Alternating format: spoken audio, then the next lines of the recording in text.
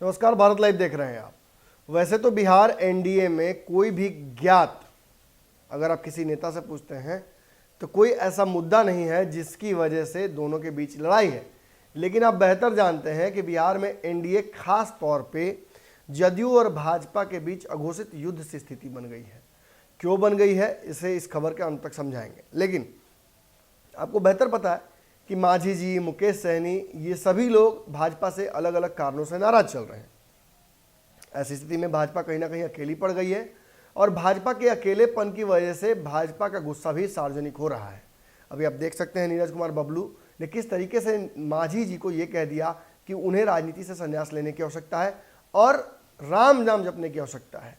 इस पर Manjhi obviously react करते हैं और मांझी की पार्टी के प्रवक्ता यहाँ तक कि सरकार गिराने की धमकी तक देते हैं। लेकिन इन सब के बीच जदयू आखिर अपना स्टैंड क्या रखे हुए हैं। अगर हम दूसरी तरफ देखते हैं मुकेश सहनी को, तो वो भी भाजपा से नाराज हैं। यहाँ तक कि गठबंधन से अलग हटकर चुनाव लड़ने की बात कर रहे हैं। उनकी एक विधायक की मृत्यु की वजह से एक सीट खाली हुई है बुचहा, उस सीट पर भी दावा कर रहे हैं भाजपा के एमपी। ऐसी स्थिति में जहाँ मांझी और मुकेश सहनी पहले से ही नाराज है भाजपा से, जदयू ने भी कहीं ना कहीं मोर्चा खोल दिया है।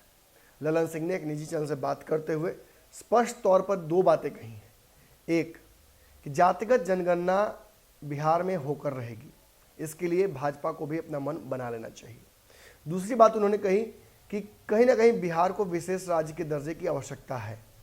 हमने कालांतर में बिहार के विकास के लिए बहुत काम किए, लेकिन फिर भी कई सूचकांकों पर अगर बिहार पीछे रह रहा है या फिसड्डी हो रहा है, इसका मुख्य कारण यही है कि बिहार की भौगोलिक स्थिति, बिहार जिस तरीके से अन्य जो इंटरनेशनल बॉर्डर से जुड़ा हुआ है, बाढ़ सुखाड़ आता रहता है, तो अतिरिक्त दबाव जनसंख्या का भी है। इसकी वजह से समस्याएं हमारे साथ होती हैं।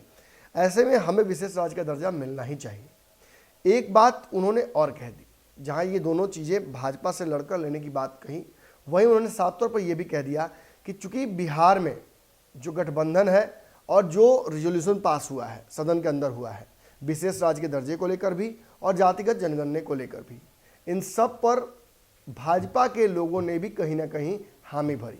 जब बिहार में उठकर नरेंद्र मोदी से मुलाकात करने नीतीश कुमार गए जातिगत जनगणना को लेकर, तब भाजपा के लोग भी साथ थे। जब हम जातिगत जनगणना की बात करते हैं तो भाजपा के लोग साथ खड़े दिखते हैं। लेकिन जब इसे हम केंद्रीय स्तर पर कराने की कोशिश करते हैं या बिहार में हम अपने स्तर पर कराने की कोशिश कर रहे हैं, तो कहीं ना कहीं भाजपा के लोग ही इस पर रिएक्ट भी कर रहे हैं।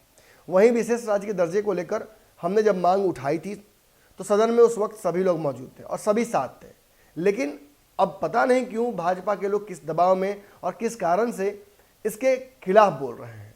ऐसी स्थिति में उन्हें भी बिहार और गठबंधन का धर्म निभाते हुए, क्योंकि बिहार के मंत्री नेता हैं, बिहार के भाजपा के नेता हैं, तो उन्हें बिहार के बारे में सोचना चाहिए। और चूंकि हमारे गठबंधन में हमारे साथ है, तो उन्हें हमारे साथ भी ईमानदारी निभानी चाहिए और उन्हें इस दोनों मुद्दों पर हमारे साथ होना चाहिए। इसको लेकर उन्होंने अल्टीमेटम सा भी दे दिया। उन्होंने साफ तौर पर कहा कि हम इस मुद्दे पर पीछे नहीं हटने वाले हैं। इस मुद्दे पर सीधे तौर पर अब भाजपा को देखना होगा कि आखिर जातिगत जनगणना बिहार में होगी तो वो अपना स्टैंड क्या रखती है।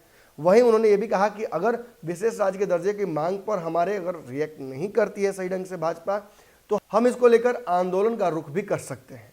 ऐसी स्थिति में हमें पता है कि हमारे सामने कौन होगा, लेकिन हाँ, ये बात जरूर हम देखना चाहेंगे कि हमारे साथ कौन होगा। जो भी होगा, बिहार की राजनीति पर हमारी लगातार नज़र बनी हुई है। आपकी नज़र भारत लाइव पर होनी चाहिए। अगर ये वीडियो पसंद आई और वह बिहार के राजनीति और बिहारियत से सरोकार रखेनी तो सब्सक्राइब बटन दबा के चैनल के सब्सक्राइब कर ली। ओजे एगो घंटी बा, ओकरा बटन दबा देला से कुल सटीक और मारक खबर रुआ मुफ्त में मिल जाई। अगर रुआ पत्रकारिता के हमनी के नया प्रयोग में सहयोग कर चाहतानी तो ज्वाइन बटन दबा दी। पेटीएम नंबर नोट कर ली 93868167